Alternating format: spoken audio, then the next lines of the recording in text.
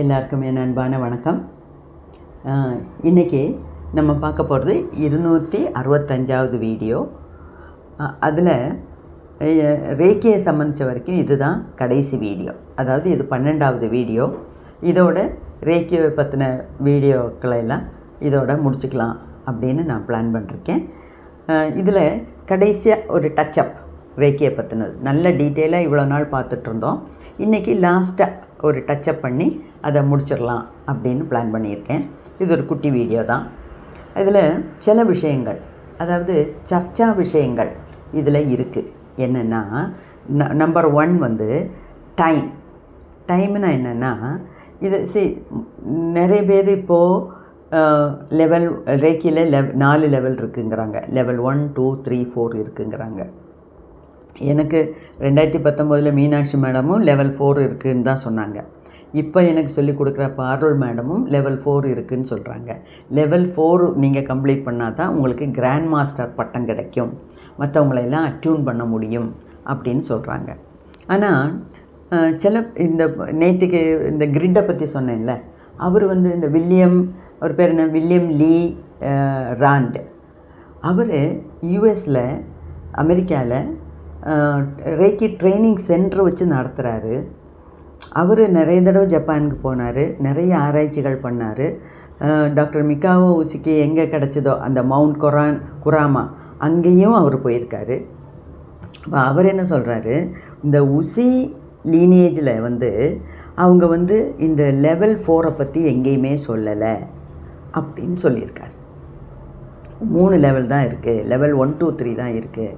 Level 4 grand மாஸ்டருங்கிறதெல்லாம் ரேக்கி master தான் அவர் சொல்லியிருக்காரே தவிர ரேக்கி grand மாஸ்டர்னு சொல்லலை அப்படின்னு இவர் சொல்கிறார்.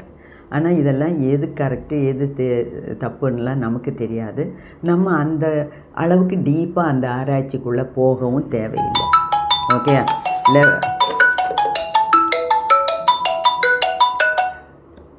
அப்போது லெவல் எத்தனையாக இருந்தால் என்ன, நம்ம கரெக்டாக ரேக்கியை கற்றுக்கணும். நமக்கு நம்ம ஃபேமிலிக்கு, நம்மளை சுற்றி உள்ளவங்களுக்கு, மற்றவங்களுக்கெல்லாம் ஹீலிங் கொடுக்கணும். நம்ம எத்தனை பேரோட கஷ்டத்தை நம்மளால் போக்க முடியுமோ அவ்வளோ தூரம் நமக்கு நன்மை பண்ணணும். உலக சேமத்துக்காக நம்ம பாடுபடணும்.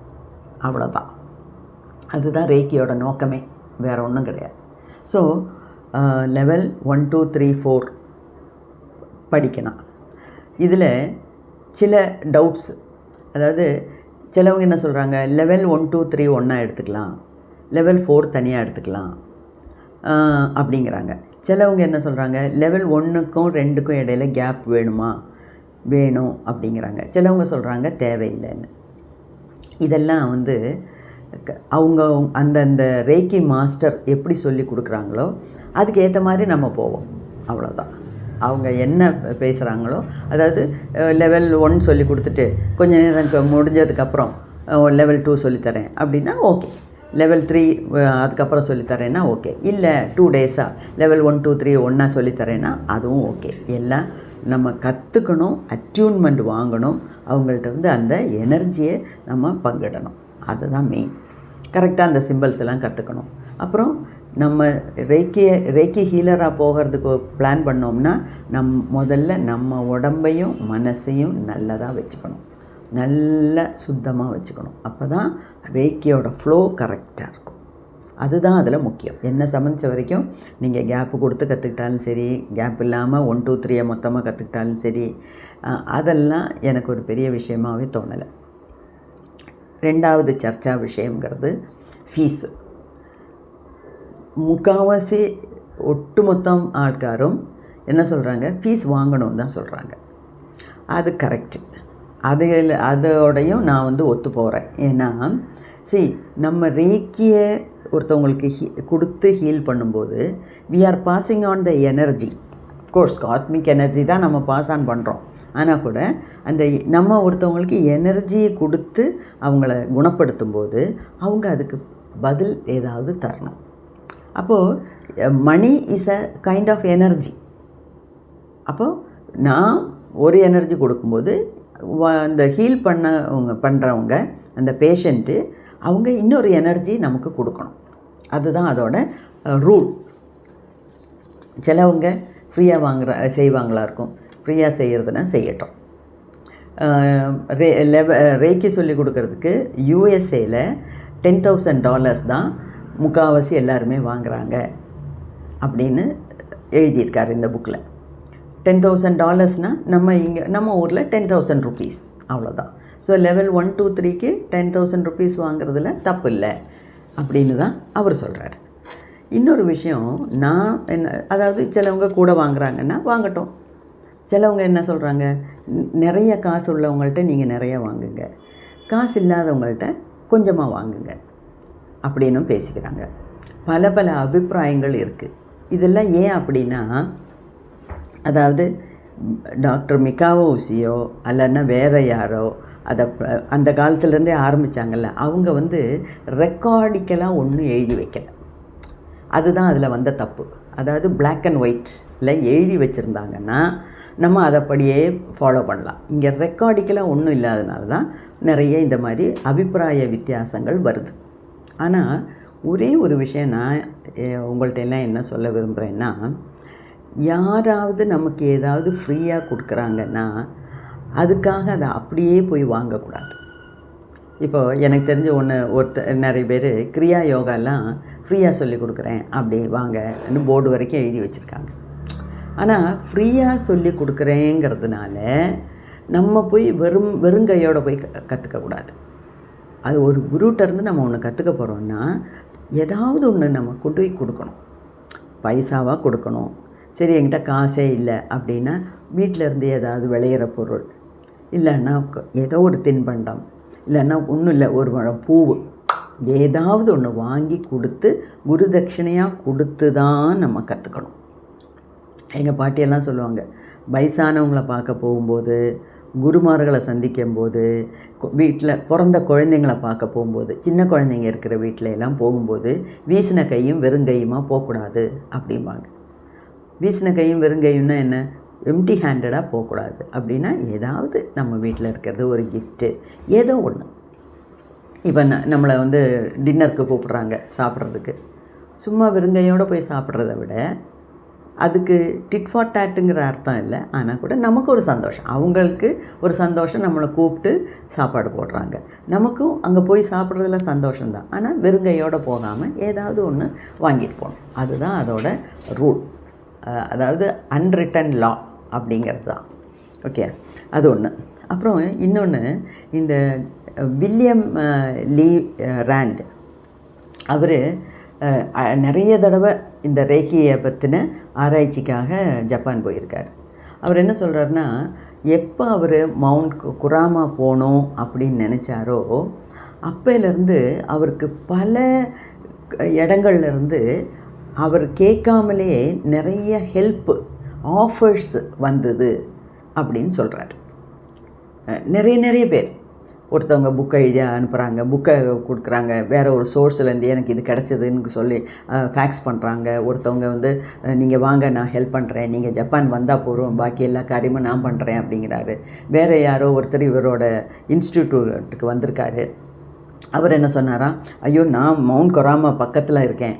அதாவது இவரை ஜப்பான் போகணுன்னு பிளான் பண்ணதை பற்றி சொல்லவே இல்லை, இல்லாமலே அவர் சொன்னாராம், I am staying very close to mount கொராமா அப்படின்னு. அப்போ தான் இவர் சொல்லியிருக்காரு, நானும் அங்கே வரணுன்னு ஆசைப்பட்றேன், அப்போ வாங்க நீங்கள் அங்கே வந்தால் போகிற, நான் கார் எடுத்துகிட்டு வரேன் அப்படின்னு சொல்லி. அந்த மாதிரி பல இடத்துல இருந்தும் இவருக்கு அவரோட ஜப்பான் ட்ரிப்பை எவ்வளோ தூரம் பிரயோஜனப்படுற மாதிரி செய்ய முடியுமோ அவ்வளோ தூரம் நிறைய பேர் இவர் கேட்காமலே ஹெல்ப் பண்ணியிருக்கிறதா சொல்கிறார். அந்த மாதிரி விஷயங்கள் என்னோடய லைஃப்லேயும் நடந்திருக்கு, நம்ம எல்லார் லைஃப்லேயும் நடக்கும். ஆனால் அதை நம்ம கரெக்டாக அப்சர்வ் பண்ணணும். அதாவது பிரபஞ்சத்துக்கு இது நடக்கணும்னு ஒரு பிளான் இருந்தால் அது நம்ம மனசுக்கு தோணுச்சுன்னா அது நடக்கும். பிரபஞ்சத்தில் அதுக்கு நடக்கிறதுக்கு பிளான் இல்லாட்டினா நம்ம தலைகீழ நின்னாலும் நடக்காது. இந்த மாதிரி விஷயங்கள் இதெல்லாம் சில இயற்கை விதிகள், இதை அனுசரித்து தான் நம்ம போகணும். இப்போது எத்தனையோ இந்த மேனிஃபெஸ்டேஷன் அது இது எத்தனையோ கேட்குறோம், பார்க்குறோம், நம்மளும் பண்ணுறோம். சிலதெல்லாம் நடக்கணுன்னு இருந்தால் அது டக்குன்னு நடக்கும். நம்ம எதிர்பார்க்காத விதத்தில் பல இடத்துலேருந்து நமக்கு ஹெல்ப் வரும். அதே சமயத்தில் அது நடக்கிறதுக்கு விதி இல்லைன்னா, நடக்கக்கூடாதுன்னு இருந்ததுன்னா என்ன நம்ம பாடுபட்டாலும் நடக்காது. ஸோ இப்போ நான் வந்து என்னோடய லைஃப்லேருந்து அனுபவத்தில் நான் கற்றுக்கிட்டது என்னென்னா, அதாவது ஒரு தடவை ட்ரை பண்ணணும், 2 தடவை ட்ரை பண்ணணும், 3 தடவை ட்ரை பண்ணணும். 3ஆவது தடவையும் ஒன்று நடக்கலைன்னா அது பிரபஞ்சத்துக்கு இஷ்டப்படலை, அதனால் விட்டுடு அப்படிங்கிற ஒரு கன்க்ளூஷனில் வரணும். ஏன்னா அதை விட நமக்கு பிரபஞ்சம் இன்னொரு பெரிய ஒரு பிளான் வச்சுருக்கு. இப்போதைக்கு அது நடக்கிறதுக்கு உண்டான சாத்தியக்கூறுகள் இல்லை. ஏன்னா அதுக்கு பல காரணங்கள் உண்டு. அது நம்ம புத்திக்கு எட்டாத பல விஷயங்கள் நடக்குது. அது போன ஜென்மம் நம்ம பண்ண தப்பாக இருக்கலாம், வேறு யாரையாவது நம்ம துரோகம் பண்ணியிருக்கலாம், வேறு யாரையாவது நம்மள்கிட்ட ஹெல்ப்பு வந்து கேட்கும்போது நம்ம ஹெல்ப் பண்ணியிருக்க மாட்டோம். அதனால தான் இப்போ நம்ம போகணுன்னு நினைக்கும்போது பிரபஞ்சமே நமக்கு துணை புரியாமல் இருக்குது. அந்த மாதிரி பல பல பல விஷயங்கள் இருக்குது. அதனால் எப்போவுமே பிரபஞ்சத்தோடு இணைஞ்சு அந்த இயற்கை வழியில் நம்ம வாழ்க்கையை நடத்துறது எப்போவுமே நல்லது. ஓகே. அப்போ ஏன்னா இப்போ ரேக்கி எடுக்கிறோம், ரேக்கி நம்ம கற்றுக்குறோம், ரேக்கி நிறைய பேருக்கு அதில் ஹீல் பண்ணி கொடுக்கணும், உலக க்ஷேமத்துக்காக நம்ம பாடுபடணும். அதுதான் நம்ம ஒரு ரேக்கி ஃபாலோவரோட அல்டிமேட் எய்மாக இருக்கணும். பணம் வாங்குகிறோம், பணம் சம்பாதிக்கிறோம், அதெல்லாம் ஓகே, தப்பு இல்லை. ஏன்னா பணமும் வேணும். சும்மா உட்காந்துட்டு வெறுமனே ஹீல் பண்ணிகிட்டு இருந்தால் நம்ம வாழ்க்கை நடத்த வேண்டாமா? ஸோ பணமும் வேணும், இல்லைங்கள. அதுக்குன்னு அளவுக்கு அதிகமாக வாங்கக்கூடாது. அதே சமயத்தில் ஒன்றுமே வாங்காமலே இருக்கக்கூடாது. இல்லை எனக்கு பிரபஞ்சம் நிறைய கொடுத்துருக்கு, நான் கோடீஸ்வரியாக்கும், எனக்கு தேவையே இல்லைன்னா வேண்டாம். அப்படியும் இதெல்லாம் அவங்கவுங்க இஷ்டம். ஓகே. ஸோ இப்போ இந்த ரேக்கியோட இந்த வீடியோலாம் பார்த்துட்டு நிறைய பேர் கேட்குறீங்க, ரேக்கி கிளாஸ் எப்படி எடுக்கிறீங்களா, எங்களுக்கு சொல்லிக் கொடுங்க மேடம் அப்படின்னு சொல்லியிருக்கீங்க.